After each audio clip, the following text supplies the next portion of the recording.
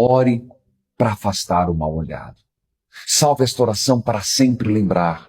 Senhor, coloco minha vida e minha casa diante de Ti. Peço que afastes de mim todo mal olhado, toda inveja e toda energia negativa. Que nenhuma palavra contrária, nenhum olhar de maldade, nenhuma intenção ruim prosperem contra mim. Reveste-me com a Tua proteção, Senhor.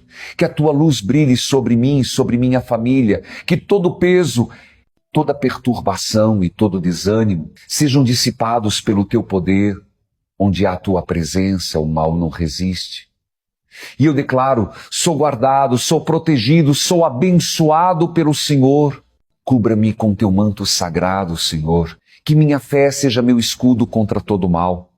Se você crê nessa oração, comente. Deus me guarda e compartilhe. Com quem precisa dessa proteção, abençoa, Senhor.